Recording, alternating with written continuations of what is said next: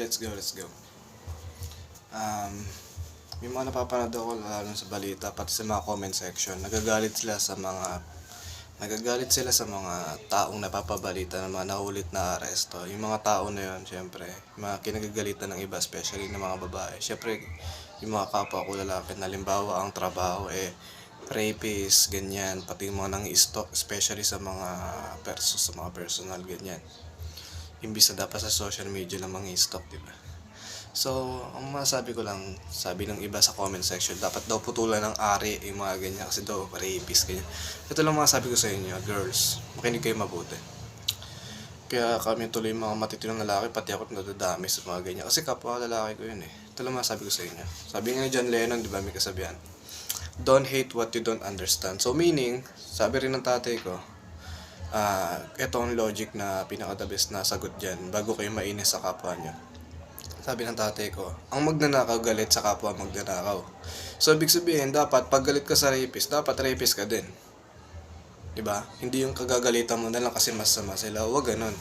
Kasi una sa lahat, may kanya-kanya tayong buhay. Tsaka ganun sila pinanganak silang ganun. Tsaka ganyan yung planeta natin, ganyan ang ikot ng mundo natin Balance Hindi lahat mabait. Hindi rin lahat matino.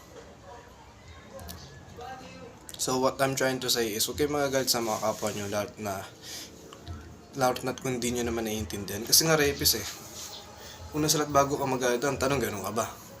Being rapist, it's not libog. Diba? Trabaho nila yun Kahit ako lang magago, kahit kayo rin Ano alam nyo dun? Tsaka dapat talaga yun ang mga hinuhuli. Hindi yung mga nagsasabong-sabong ng mga manok. Tangina, dapat yung mga ganun, hindi hinuhuli. Sabong manok lang yun Doon sila masaya Kasi nga bansa natin, it's so depressing Baka bukas makalawa, ang mineral water natin maging 50 na. Diba? Kahit ako lang magagawa kayo pa. So yun lang, bago yung magad sa kapwa nyo, dapat sana ganun din muna kayo. Diba? Hindi yung kagagalitan nyo.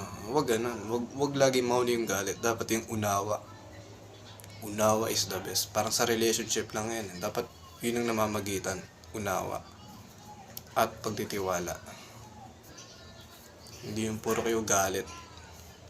Walang mangyayari dyan. Kasi diba? Kayo mga galit sa mga ganyan. Rapist, snatcher. Una sa lahat, hindi naman kayo ganyan So yun lang. Hindi ko sila kinakampihan, basta ako nagsabi lang ako ng katotohanan. Yun lang yun.